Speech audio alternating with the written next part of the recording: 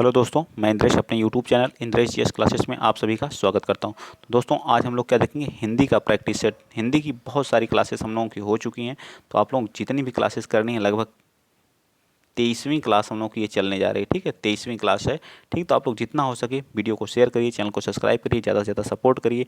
आप लोग जो लोग सीटेट के आप लोग मिला ही लिए होंगे मेरे ख्याल से, आई होप जिनका हो गया है उनके लिए all the best. Super TET के लिए वे तैयार रहें, जो है बहुत जल्द वैकेंसी आएगी। जुलाई तो मान के चलिए, जुलाई या फिर अगस्त तक हम लोगों का जो सुपर टेट की वैकेंसी देखने को आप लोगों को मिलेगी जो है।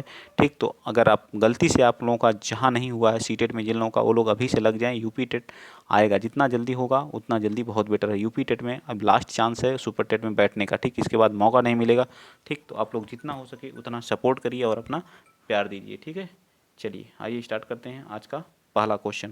क्वेश्चन नंबर 1 क्या कह रहा है, देखिए क्वेश्चन नंबर 1 कह रहा है कि प्रकाशन वर्ष की दृष्टि से डॉक्टर हरिवंश राय बच्चन की रचनाओं का सही क्रम कौन सा है। प्रकाशन वर्ष की, तो सबसे पहले किसका हुआ था, तो सबसे पहले हुआ था मधु कलश का। ठीक है, किसका, मधुशाला का। मधुशाला का आप यहीं याद भी कर लेंगे। उसके बाद कौन हुआ था, मधुबाला का। ठीक है, मधुबाला का। उसके बाद मधु कलश, मधु कलश। ठीक, मधु कलश। फिर निशा निमंत्रण सबसे बाद, निशा निशा निमंत्रण सबसे बाद। ठीक है, निमंत्रण। तो इस तरह से सारी रचनाएं किसकी हैं, हरिवंश राय बच्चन जी की। किसकी हैं, हरिवंश राय बच्चन की। तो बी पार्ट हमारा इसका क्या हो जाएगा, राइट हो जाएगा। इनका जन्म कहाँ हुआ था, तो इलाहाबाद में हुआ था। ठीक है, इलाहाबाद में इनका क्या हुआ था, जन्म हुआ था। जहाँ से मैं क्लास ले रहा हूँ वहीं इनका क्या हुआ था, जन्म हुआ था। ठीक, चलिए आगे चलते हैं। नेक्स्ट अगला अगला क्वेश्चन आप बताएंगे। क्वेश्चन नंबर 32 बताइए। 32 क्या कर रहा है, हिंदी साहित्य सम्मेलन, जो हमारे हिंदी साहित्य सम्मेलन हुए थे उनके बारे में बता दिया। फिर कासरी नागरिक प्रचारी सभा की स्थापना। फिर क्या करना, राष्ट्रभाषा प्रचार समिति वर्धा, ये सभी कब हुए थे, इनको क्या करना, मैच करना। तो बताइए कब हुए थे, तो कब हुआ था। तो ये जो हमारा पहला हिंदी साहित्य सम्मेलन 1910 में। ठीक है, हिंदी साहित्य सम्मेलन 1910 में। ठीक, कासरी नागरिक प्रचारी सभा की स्थापना जो है 1893 में, और राष्ट्रीय प्रचार समिति की स्थापना 1918 में। तो इस तरह से क्या आ जाएगा हमारा राइट आंसर, सी के बाद ए। ठीक है, एक मिनट चेंज कर लूँ इसको, CAB। देखिए CAB किस, तो हमारा डी। ठीक, आई होप, मैं आशा करता हूँ कि सारी चीज़ें आपको समझ में आ रही होंगी। तुलसीदास रचनाकार हैं। तुलसीदास द्वारा रचित कौन है, बताइए कौन सी रचना है। केशवदास। तुलसीदास रचनाकार हैं, मतलब तुलसीदास क्या है, एक बुक पुस्तक है, उसके रचनाकार कौन है। महादेवी वर्मा, सूर्यकांत त्रिपाठी निराल, डॉक्टर रामविलास या केशवदास, बताइए कौन है, बताइए 33 का।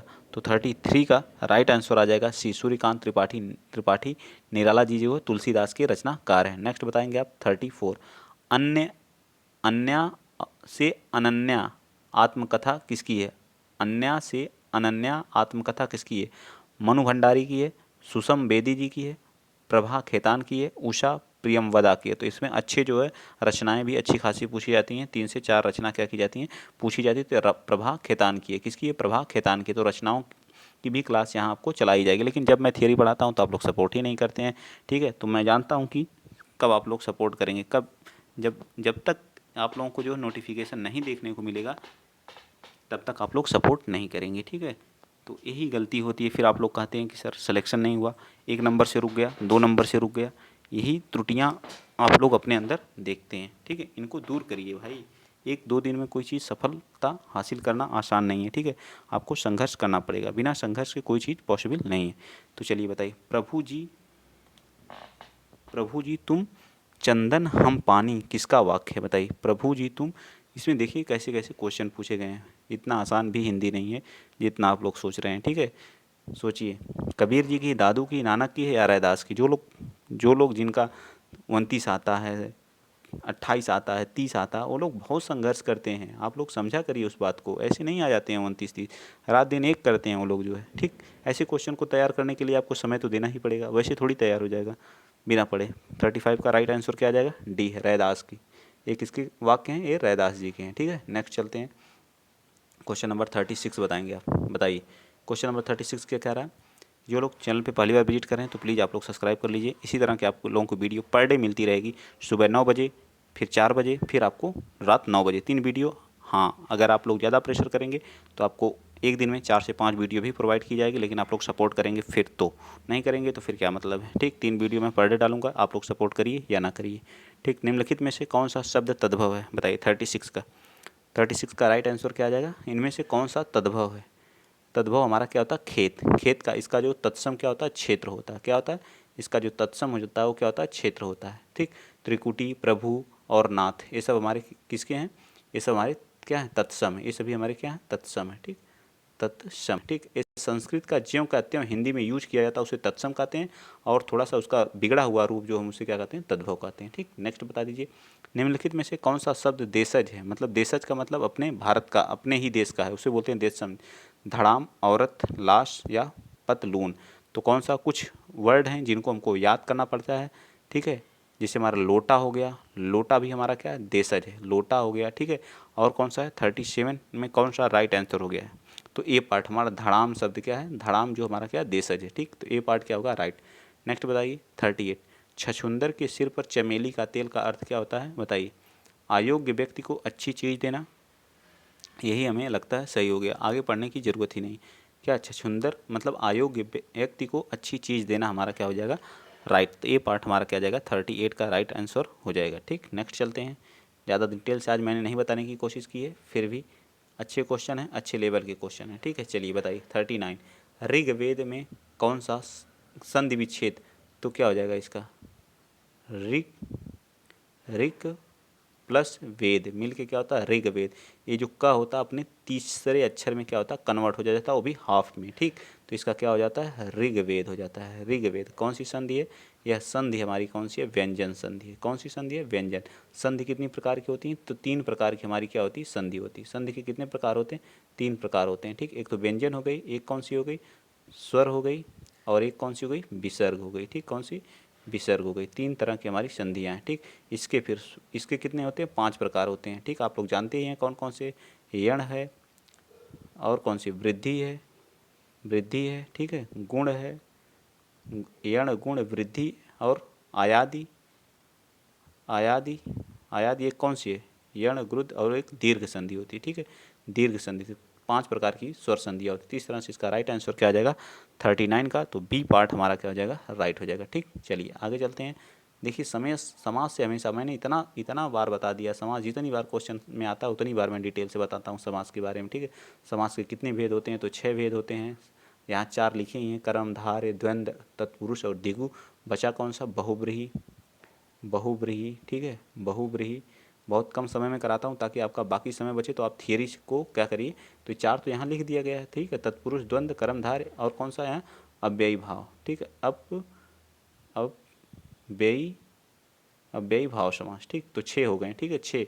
ठीक, तो इसमें क्या, आप बीती, अपने आप पर बीती, मतलब स्वयं पर बीती को क्या कहते हैं, जिसमें क्या आता है, जिसमें विभक्ति आती है वहाँ हमेशा कौन सा होता है, तत्पुरुष होता है। तत्पुरुष के 6 भेद होते हैं। ठीक है, 6 भेद होते हैं, ये भी याद रखिएगा। ठीक, चलिए नेक्स्ट चलते हैं। क्वेश्चन नंबर कौन सा, क्वेश्चन नंबर आपके पास 41 है। क्वेश्चन नंबर 41 बताइए। क्वेश्चन नंबर 41 क्या कह रहा है कि घोंसले में चिड़िया है, घोंसले में चिड़िया है, तो है किस में आता है, सॉरी में किस में आता है, में, और पै पर किस में आता है, में पै पर जो आता है वह अधिकरण में आता है। ठीक है, किस में आता है, अधिकरण में। तो ये इसका राइट आंसर क्या आ जाएगा, इसका भी डी आ जाएगा। ठीक, क्या आ जाएगा, डी आ जाएगा। ठीक, संबंध का क्या आता है, संबंध का काकी के नानी ने, आपादान में से अलग होने में क्या होता है, से अलग। जैसे पेड़ से पत्ते क्या करते हैं, गिरते हैं, से अलग होने में। ठीक है, संप्रदान के लिए दान, दान देने में, के लिए या दान देने में। ठीक है, के लिए या दान देने में। तो इस तरह से हमारा डी पार्ट क्या हो जाएगा, राइट। आ गया गद्यांश। गद्यांश से कितने, 42 एवं 43 के उत्तर दीजिए, मतलब 42वां और 43वां 2 ही क्वेश्चन है। इन्हें पहले गद्यांश को पढ़िए। गांधी जी, गांधीवाद में राजनीति और आध्यात्मिक तत्वों का समन्वय मिलता है, यही इस वाद की विशेषता है। आज संसार में जितने जितने वाद प्रचलित हैं वह प्रायः राजनीतिक क्षेत्र में सीमित हो चुके हैं। आत्मा से उनका संबंध विच्छेद होकर के केवल बाह्य संसार तक उनका जो प्रसार रह गया है। मन की निर्मलता और ईश्वर निष्ठता से आत्म को शुद्ध करना गांधीवाद की प्रथम आवश्यकता है। ठीक है, ऐसा करने से निस्वार्थ बुद्धि का विकास होता है और मनुष्य सच्चे अर्थों से जनसेवा के लिए तत्पर हो जाता है। गांधीवाद में सांप्रदायिकता के लिए जो है कोई स्थान नहीं है। इसी समस्या को हल करने के लिए गांधी जी ने अपने जीवन का क्या कर दिया, बलिदान कर दिया। तो इस उपर्युक्त गद्यांश के आधार पर बताइए कि संसार के सारे वाद किससे सीमित हैं, क्या है, सीमित हैं। तो राजनीतिक क्षेत्र तक, सांप्रदायिकता तक, या फिर आत्मा तक, या फिर धर्म तक। तो इसका राइट आंसर आ जाएगा 42 का किस तक, राजनीतिक क्षेत्र तक है। ठीक है, तो ये हमारा क्या आ जाएगा, ए पार्ट इसका क्या होगा, राइट हो जाएगा। ठीक है, ए पार्ट हमारा क्या होगा, राइट होगा। नेक्स्ट बताइए क्वेश्चन नंबर 43। क्वेश्चन नंबर 43 क्या है, उपर्युक्त गद्यांश में गांधीवाद का आधार किसे बताया गया है? राजनीति और आध्यात्मिक तत्व को, जनसेवा और अध्यात्म को, ईश्वर निष्ठा और मन निर्मलता को, राजनीतिक, अध्यात्म और सांप्रदायिकता को। तो किसको बताया गया, राजनीतिक और अध्यात्म को बताया गया है। तो ये पार्ट इसका राइट। आप गद्यांश से इसको कर ले जाएंगे, मुझको पता है आप लोग उसको करना भी नहीं चाहते हैं कि हाँ हम लोग बस जो क्वेश्चन है वही कराएं। जो कनुप्रिया के रचनाकार कौन है? कनुप्रिया के रचनाकार हैं, सोचिए। रचना से कम से कम 3-4 क्वेश्चन इसी वाले गद्यांश में, ये सभी PYQ क्वेश्चन है, हल्के में नहीं लेना है इनको, जो सभी सब क्वेश्चन पूछे गए। तो धर्मवीर भारती जी की है। किसकी है? धर्मवीर भारती जी की है। नेक्स्ट बताएंगे 45। प्लुत स्वर कौन सा है? प्लुत स्वर बताइए, ओम, ऊम या ओम। तो कौन सा प्लुत स्वर है बताइए 45। तो 45 का राइट आंसर आ जाएगा जो है बी पार्ट। ऐसे ही जो होते हैं वो प्लुत स्वर कहलाते हैं। ठीक, नेक्स्ट बता दीजिए 46। प्रयोजन का समानार्थी शब्द नहीं है। जो प्रयोजन होता है उसका समानार्थी शब्द नहीं है। हेतु, उद्देश्य, लक्ष्य, नियोजन नहीं होता है। क्या होता है? नियोजन। तो इसका सही क्या आ जाएगा, सी पार्ट। लक्ष्य, हेतु, उद्देश्य, ये सभी हमारे क्या, प्रयोजन के क्या, समानार्थी हैं। ठीक, आई होप, मैं आशा करता हूँ सारी चीज़ें आपको समझ में आई होंगी। चलिए नेक्स्ट बताइए अगला क्वेश्चन, क्वेश्चन नंबर 47। क्या बताएंगे 47। ठीक है, 47 बताइए। 47 क्या कर रहा है, रिजु। रिजु का विलोम क्या होता है, वक्र होता है। ठीक, ये तो आपको पता ही होगा। रिजु का क्या होता है, वक्र होता है आसानी से। इसका सरल का क्या होता है, कठिन होता है। ठीक है, सरल का, सीधा का क्या होता है, टेढ़ा होता है, टेढ़ा होता है। ठीक, ये सब सारी चीज़ें आपको क्या होनी चाहिए, याद होनी चाहिए। चलिए 48 बताइए। निम्नलिखित विकल्पों में से किस विकल्प में विशेषण का निर्देश अशुद्ध है? बताइए। ढाई, अपूर्णांक बोधक, क्या होता है, अपूर्णांक, जिसका कोई पूर्णांक ना हो। दूसरा मतलब क्रमवाचक। वह नौकर कोई विशेषण नहीं। 26 क्या, पूर्णांक बोधक। बताइए कौन सा राइट हो जाएगा। 48 का मतलब क्या है, कौन निर्देश अशुद्ध है 48 का, तो कौन सा है, सी है। वह नौकर, यह हमारा कोई विशेषण नहीं है। ठीक, चलिए आगे चलते हैं। नेक्स्ट अगला क्वेश्चन, क्वेश्चन नंबर 49। कह रहा आप भला तो जग भला वाक्य में सर्वनाम किस भेद में? आप का मतलब क्या होता है, आप भला तो क्या कहलाता है, आप जिसमें आता है वो कौन सा होता है, कौन सा सर्वनाम होता है, तो निजवाचक सर्वनाम होता है। तो 49 का राइट आंसर ए पार्ट हो जाएगा। सर्वनाम के कितने वेद होते हैं, 6 वेद होते हैं। ठीक है, निजवाचक, प्रश्नवाचक, निश्चय, अनिश्चय और संबंधवाचक। निश्चय, अनिश्चय, संबंधवाचक और पुरुषवाचक होता है। ठीक, टोटल 6 होते हैं। ठीक, 4 यहाँ दिया गया, मैं लिख दे रहा हूँ। एक क्या, एक पुरुषवाचक हो गया, 2 लिख दे रहा हूँ पुरुषवाचक, और एक अनिश्चयवाचक, जिसमें कोई चीज़ निश्चित नहीं होती। अनिश्चय, एक मिनट। ठीक है, अनिश्चयवाचक, अनिश्चयवाचक। ठीक, अनिश्चयवाचक और पुरुषवाचक। ठीक, 2 ए। तो इस तरह से हमारा क्या आ जाएगा, राइट आंसर ए पार्ट हो जाएगा। ठीक, नेक्स्ट बताइए 50। निम्नलिखित में से कौन सा शब्द जो पुल्लिंग और स्त्रीलिंग पहचानने के लिए अच्छा और अच्छी लगा करके आप क्या कर सकते हैं, चेक कर सकते हैं, या पूरा वाक्य बना लिया करिए। अच्छा या अच्छी, या अच्छा, या मेरा या मेरी। ठीक है, मेरा या मेरी लगा के। ठीक, तो चील, अच्छी चील। ठीक है, अच्छा चील तो होगा नहीं। कढ़ी, अच्छी कढ़ी, अच्छी कढ़ी, कढ़ी। आगे बताइए।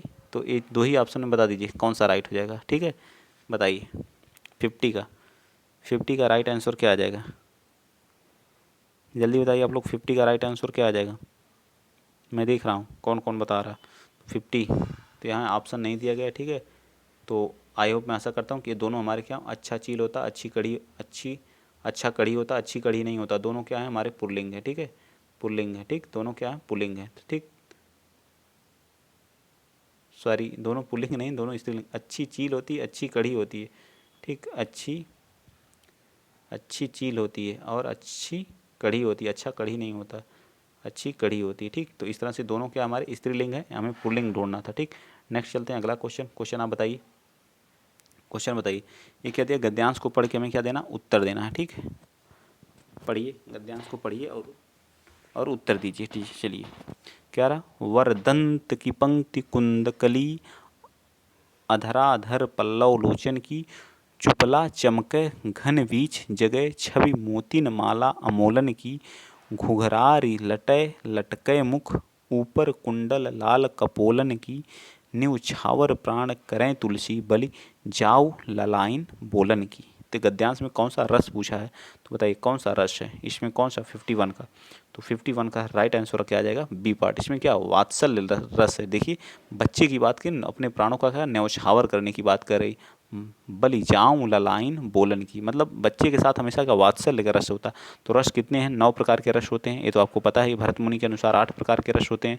ठीक, चलिए आगे चलते हैं। नेक्स्ट 52 बता दिए, उपरोक्त पद किस कवि का है, या जो उपरोक्त पद है वह किस कवि के द्वारा दिया गया, तो 52 का राइट आंसर तुलसीदास द्वारा। किसके द्वारा, तुलसीदास द्वारा।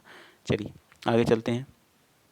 क्वेश्चन नंबर 53 बताइए क्या कर रहा है कि उच्चारण की दृष्टि से कौन सा विकल्प शुद्ध है। बताइए उच्चारण की, सा क्या होता है, मूर्धन्य होता है, छोटा सा दंत होता है, षटकोण वाला सा तालव्य होता है, चा क्या होता है, कंठ होता है। बताइए कौन सा राइट है, शुद्ध पूछा है। तो 53 का राइट आंसर क्या आ जाएगा, बी। स जो होता है, जो छोटा वाला सा होता है वो दंत होता है। नेक्स्ट 54, निम्नलिखित में से कौन सा कथन अशुद्ध है। बताइए कौन सा कथन जो क्या है, अशुद्ध है 54 का, जल्दी बताइए। 54 का राइट आंसर क्या आ जाएगा, तो 54 का राइट आंसर आ जाएगा ए। 2 महाप्राण व्यंजनों का उच्चारण एक साथ हो सकता है। ठीक है, 2 महाप्राण व्यंजनों का उच्चारण एक साथ हो सकता है। आगे बताइए 55 बताइए, मेरे लड़के ने मेरी आज्ञा का पालन नहीं किया। वाक्य में लड़के के विषय में विकल्प अशुद्ध है। मेरे लड़के ने, पुल्लिंग, कर्ता, बहुवचन, एक वचन। बताइए मेरा लड़का होगा, मेरे लड़के होगा कि मेरा लड़का होगा। बताइए मेरे लड़के ने मेरी आज्ञा का पालन नहीं किया, तो 55 का राइट आंसर आ जाएगा सी, बहुवचन। ठीक है, बहुवचन। ठीक, नेक्स्ट बताइए, राम आम खाता है में वाक्य कौन सा रूप है। राम आम खाता है, राम किसको खाता है, आम खाता है। राम क्या खाता है, आम खाता है। तो राइट आंसर क्या आ जाएगा, कर्मवाच्य, भाववाच्य, कृतवाच्य। तो वाच्यों की संख्या कितनी होती है, 3 होती है, कर्मवाच्य, भाववाच्य और कृत्यवाच्य। ठीक है, कृत्यवाच्य। ठीक, तो राइट आंसर क्या आ जाएगा 56 का, बताइए। तो डी पार्ट हो जाएगा। तो क्या हो जाएगा, क्योंकि इसमें किसकी प्रधानता है, कर्ता की प्रधानता है। रहीमन पानी राखिए, बिन पानी सब सून, मोती गए न उबरे, मोती मानस चून। तो इसका कौन सा अलंकार है, बताइए। दोहे में कौन सा उपमा है, उपमा तो है नहीं, जहाँ उपमा की जाती है वहाँ उपमा होता है। रूपक, उत्प्रेक्षा भी जनहूँ मनहूँ जहाँ आता है वहाँ होता है। रूपक है या श्लेष है, तो श्लेष, रूपक भी नहीं, कौन सा है, श्लेष है। ठीक है, तो डी पार्ट इसका क्या आ जाएगा, राइट आ जाएगा। ठीक है, क्या आ जाएगा, श्लेष आ जाएगा। 57 का राइट आंसर श्लेष आ जाएगा। ठीक, एक ही वर्ड के कई अर्थ होते हैं। ठीक है, नेक्स्ट बताइए क्वेश्चन नंबर 58 बता दीजिए। चलिए बता दीजिए क्वेश्चन नंबर 58, 59 और 60 सब बता दीजिए।